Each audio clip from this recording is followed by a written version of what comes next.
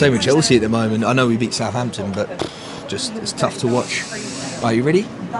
Yeah. Oh, we're rolling. Sick. Nah, that's all right. Yeah, we'll just keep going naturally. But obviously, we're here for the press conference. Was you there on Tuesday? I wasn't. I just got back from Saudi, and actually had something on Tuesday night. So I was going to go to Manchester, but I thought I'll watch it on my mobile. So I tuned in and enjoyed the back and forth with Eddie and Chris and the actual press conference. And then obviously with the head-to-head, it didn't utterly surprise me that something was going to happen with Chris Eubank Jr. because he likes to do things differently. And the egg was obviously dramatic and has gone viral. And do I condone behaviour when a fighter puts his hand on another? No, of course not. That's not what you should do. A head-to-head is where you are head-to-head, and there are certain, I guess, unwritten rules. But this is the fight business.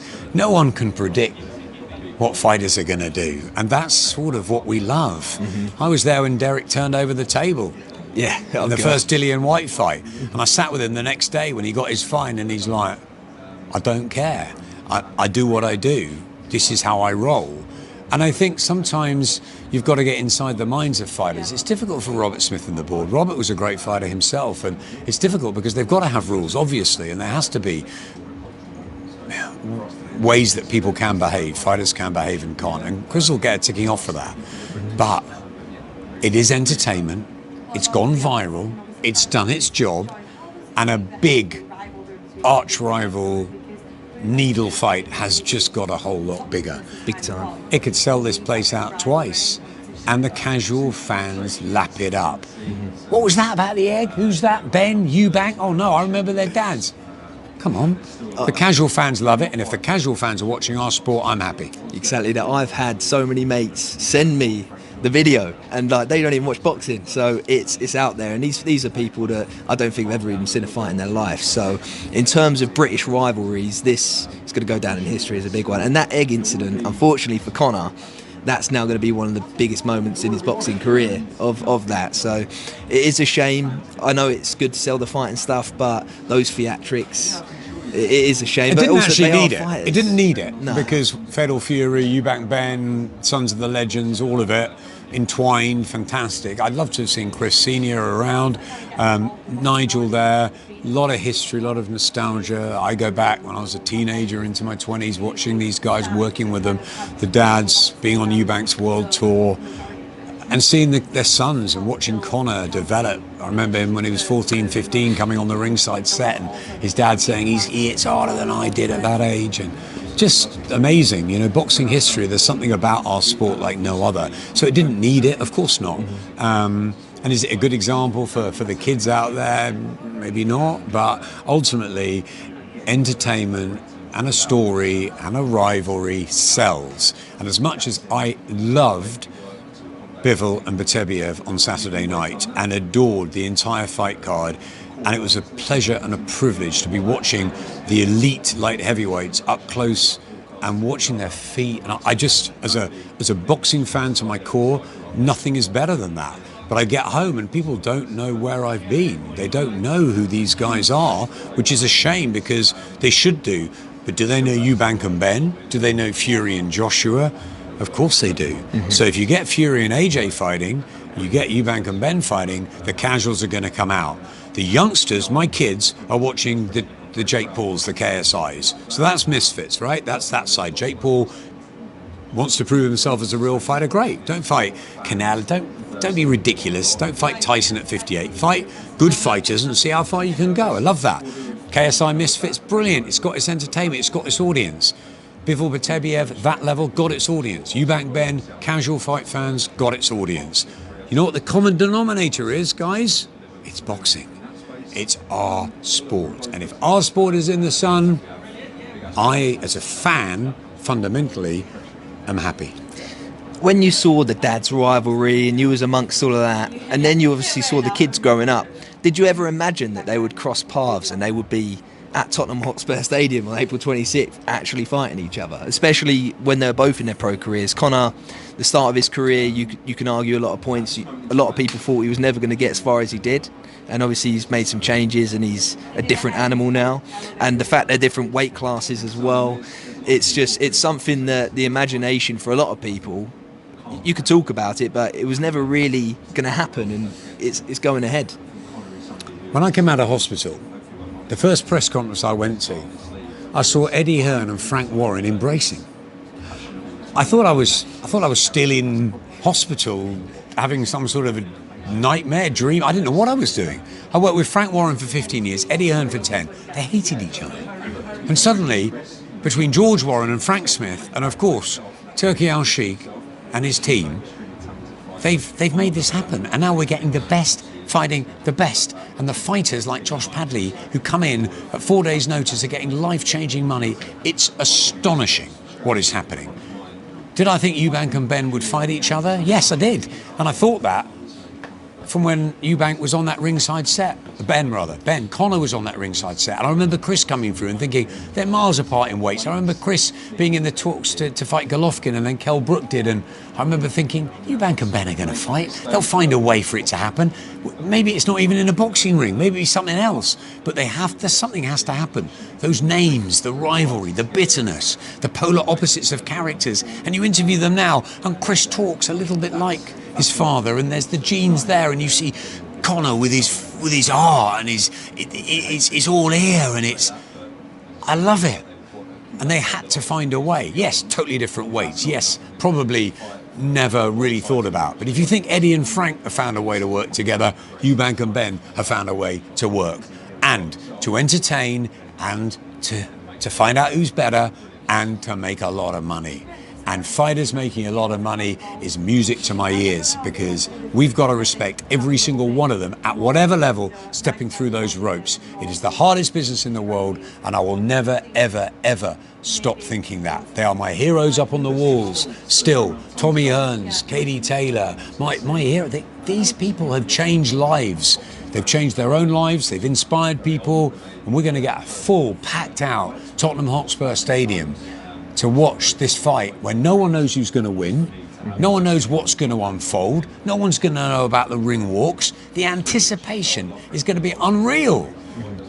I know people hate this fight, I know it's controversial, I know it's not everyone's cup of tea, but I look at it in a different way. And you know what changed my view? When KSI and Logan Paul fought. And people at Sky were like, are we really doing this? Are we really getting into this world? And suddenly we realised and woke up that, hang on a minute, my kid's saying KSI, what do you mean you don't know who he is? Well, you better find out who he is quick, because millions of followers are getting involved. Hey, it's all around boxing. They're not playing cricket, which I also love, or tennis or football. I love all sports, but they've chosen our sport. With Eubank and Ben, the biggest question for everybody is, does size matter? For Conor to come up, and for Chris to already even have fights at super middle, to spar heavyweights, that is sort of the biggest question that is the deciding factor on the night, and obviously the weight clause. I had so many times in the 90s, when there was the great Holyfield, Tyson, Bo Lewis, that size matters, that a great big un beats a great little un. Hang on a minute, what about Alexander Usyk, who's the pound-for-pound king at the moment, who was a light heavyweight, who then took over the cruiserweight world and cleaned up? Not only that, he's taken over the heavyweight world, and in this very stadium upset AJ by taking control of the fight within the first 30 seconds of the first round. What he's done has been unreal. So size doesn't always matter. Did it matter for Manny Pacquiao when he was a light flyweight and what he did? Up through the weights. 8 weights. Floyd Mayweather, probably the best super featherweight that ever lived. He was knocking people out at super feather. He went up through the weights, adapted his style, and became a multi-weight champion and probably the best fighter of his generation. So does it matter? No.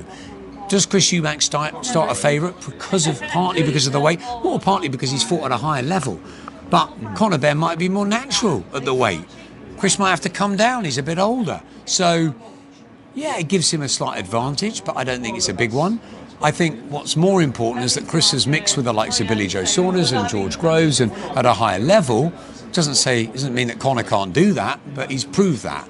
So you've got to look in boxing terms and think Eubank, too big, too good? Maybe. But you can look at it in other terms and say, slightly older, got stopped by Liam Smith in the first fight. Conor Benn's got that ravage, that ferocious streak like his dad. Hey, Michael Watson found a way of beating Nigel Benn when he wanted to knock everyone out. Not saying Chris Eubank adopts those tactics, but he might want to chat with Michael Watson about it. Listen, it's a fight no one can predict, and it's a fight we're all going to be watching, and that's so important. That's what I love about boxing at the moment. No one can really predict anything. All of these 50-50 fights. In Riyadh last week, chatting to so many people, you're like, you don't know how it's going to go with anybody. And then on Saturday night, when you actually see the fights play out, you could see it play out in every single way. And I think that's what makes it so good as a fan now. Like, how annoying is it for you to commentate on shows when you know the A side's going to win, B side's going to lose a certain way, and you've got to have that enthusiasm, like how you're talking now. Obviously, that's coming from the heart as a boxing fan. When you've got those shows previously, and you know what's going to happen, and you know they're going through the gears and going through the motions, and they're waiting for the next one, that doesn't happen no more. So last week, I want to just ask you, besides the main event, what was your favourite fight? I thought the main event was just one of the great fights, but it had to be Callum Smith and Joshua Buatsi. Was one of the best domestic dust-ups I've seen in a long, long time. Again, that was just brutal. It was phenomenal. The effort, the ebbs and flows of the fight was just brilliant. But yeah, I see what you mean, and I think His Excellency has changed that and put these great fights on. I think at a different level, GBM and the shows that I'm involved with, Izzy Asif, we try and do that, 50-50s, 55-45s, where you don't know who's going to win. But for me, as a fight fan, and cut me open on I Bleed boxing, because I was never brave enough to do that, or was never good enough at sport. But I loved watching it, and I'm just a super fan who's been on a mic since I was a kid. It's all I've ever wanted to do, and it doesn't bother me really if someone's hot favourite to beat someone else, because I have respect for every fighter that gets through the ropes. But obviously, if you've got one that really you don't know how it's going to go, of course that just gives you that extra excitement. And you know, we all love different fighters, but you go in and as soon as that mic's picked up, you're totally neutral. You call a fight as you see it. Sometimes you get big upsets and scripts being written and then torn up, and sometimes you get it as you expect. The beauty of boxing is you never know what's going to happen next inside the ring, and you never know what's going to happen outside of it. So when I was sitting in hospital, and I was in hospital for many months, and I was sitting there thinking, do I want to go back into a sport which has consumed me 24/7 for all my career? And I thought, maybe I don't do that. Maybe I'll do something different. You know, I wanted to give back. I wanted to do something. I wanted to mentor maybe fighters, other sportsmen and women, to give back, because when you've been through a life and death experience with cancer like I did, you're very lucky to be alive, and I'm very grateful for that. And I wake up in the morning and I think, I'm just really pleased to be here. So for me, it's just an honour to be at ringside and watching these fighters perform for us, because I know how dangerous a sport this is. I've been there when Spencer Oliver nearly died. I've been there when we lost James Murray. Other tragic situations where I've questioned whether I want to do this sport. When I came out of hospital, I thought, do I want to go back in? But there is something about fighters that just draw you back. And fighters are something that I am so privileged to have been around. Different fighters, different stories, different ways, but they are just so brave to do what they do. And I'm just still fascinated by them all these years later. So do I love it when they're equal cards? And last Saturday, when it was probably the best fight card in history, and the fights are 50-50s all the way through at top level, it's unbelievable. Mm-hmm. But do I also love it when I'm going to a GBM show and I'm seeing the kids at 9-0, 10-0, and having their moment in the sun and live on the zone, and it's York or Bethnal Green, or whether it's Tottenham, or whether it's Riyadh, or whether it's the O2, or whether it's Madison Square Garden, it doesn't matter. Fighters have got dreams. Look at Josh Padley, changed his life. Mm-hmm. Isn't that incredible? Mm-hmm. Let's get Maxie Hughes and Josh Padley on the next GBM show up in Donny. The Donny boys, let's get them together. Fantastic. Josh Padley made a life-changing amount of money, and he went out on his shield. Just stories. Mm-hmm. Eubank Ben is the story now. Let's roll with it. Mm-hmm. Brilliant. I just want to ask one more question before we wrap it up. So the WBC today have mandated Dimitri Bivol to defend his titles against David Benavidez. I know we all want the trilogy. What would you prefer as a boxing fan? Well, I want the trilogy, definitely, because I didn't want the second one to stop. I think David Benavidez deserves this opportunity. I think he's a fantastic fighter, the Mexican monster, and I'd love to see that fight. I think it's a great fight. And there's no reason why we can't have the rematch after that.